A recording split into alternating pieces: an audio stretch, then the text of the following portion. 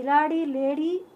అందుకని మేము 2013 నుంచి మా పక్కన ఉన్నారు, చిట్లు వేశారు చుట్టుపక్కల అని. మీరు ఎవరైనా సరే మీడియా పరంగా కానీ పోలీసుల పరంగా కానీ ఎవరైనా కూడా ఆ చుట్టుపక్కల వెళ్ళి ఒకసారి ఎంక్వైరీ చేశారంటే అది యాక్చువల్గా మా అమ్మగారి ఇల్లు. అక్కడ చీటీలు అలాంటివి ఏమీ లేవు. మా నాన్న రిటైర్డ్ అయిన తర్వాత అక్కడ ఇల్లు కట్టుకున్న తర్వాత కిరణ్ రాయల్ అక్కడ ఇల్లు కట్టాడు. అలా అతనితో నాకు పరిచయం అయింది. అతను మాయ మాటలకు నేను మోసపోయాను. నేను తేరుకునేసరికి నా చేతిలో ఏమీ లేకుండా పోయింది. ఈరోజు అతను నన్ను ఎన్నో విధాలుగా నా పైన కేసులున్నాయి కిలాడి లేడీ అంటున్నాడు. కేసులు ఉండడానికి కారణం, కేసులు ఉన్నది వాస్తవం అండి, నేను చెప్తున్నాను. ఆ కేసులు ఎందుకున్నాయంటే అతనికి నేను చేసిన ట్రాన్సాక్షన్ వల్ల, అతను నాకు చేసిన మనీ ట్రాన్సాక్షన్ వల్ల 1,00,000 రూపాయలు అతని మనిషికే నా అకౌంట్ నుంచి వెళ్ళిన దానివల్ల అది కేసు అయింది.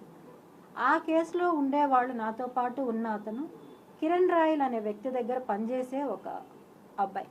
అతను కూడా జనసేనకి ఇంతకుముందు వర్క్ చేశాడు. ఆ అబ్బాయి ఈరోజు ఆ అబ్బాయిని కూడా మ్యానిపులేట్ చేశాడు డబ్బులు ఇచ్చి. ఎన్ని చేసినా నిజం అనేది ఎప్పటికన్నా బయట రావాలి. కాబట్టి నేను ఈరోజు మీకు చాలా చెప్పాలనుకుంటున్నాను నా వేదన. ఎందుకంటే ఒక అమ్మాయి బయట వచ్చి ఇలా చెప్పడం అనేది కుటుంబాలకు అందరికీ పరువు పోయిన ఇది నేను ఫేస్ చేశాను. ఎందుకంటే నాకు ఉన్న 2-3 కూడా నన్ను బ్లాక్ చేశారు. ఎందుకంటే నేను అందరు పరువు తీశాను అని వాళ్ళ ఉద్దేశంతో నన్ను బ్లాక్ చేయడం అనేది జరిగింది. అయినా పర్లేదు, ఎందుకంటే నా ఆపదలో నాకు ఎవరూ తోడు నిలబడలేదు. నా బిడ్డకి సర్జరీ అని చెప్పి కిరణ్ రాయల్కి నేను ఫోన్ చేసి నాకు డబ్బులు కావాలి ఎమర్జెన్సీ అంటే నానా మాటలు మాట్లాడి నా ఎంటీ చెక్ తీసుకొని 1,00,000 రూపీ నాకు ఇచ్చాడు. ఇది ఎప్పుడంటే 1.5 month బిఫోర్. ఎంటీ చెక్, అది కూడా నేను ఎంటీ చెక్ ఇవ్వను అంటే లేదు ఎంటీ చెక్ కావాలి అని చెప్పి తీసుకున్నాడు. దానికి సాక్ష్యం అతనితో ఉండే వ్యక్తులే సాక్ష్యాలు, మా ఇంటి సీసీ కెమెరా ఫుటేజ్.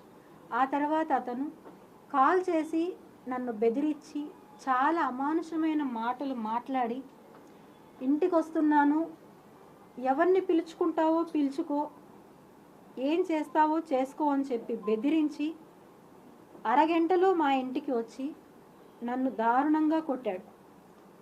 కొట్టి అక్కడ మిద్ది పైన కెమెరా లేదు కాబట్టి ఆ ఫుటేజ్ నేను ఇవ్వలేకపోయాను. నేను కొట్టి తిరిగి అతను ఎంతో హుందాగా మా ఇంటి మెట్లు దిగి అతను వెళ్ళాడు.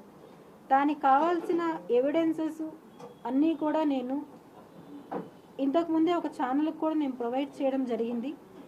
మళ్ళీ ఇప్పుడు కూడా నేను ఒక్కసారి ఆ వాయిస్ రికార్డు వినిపిస్తాను. ఇవి వినిన తర్వాత కూడా ఎవరు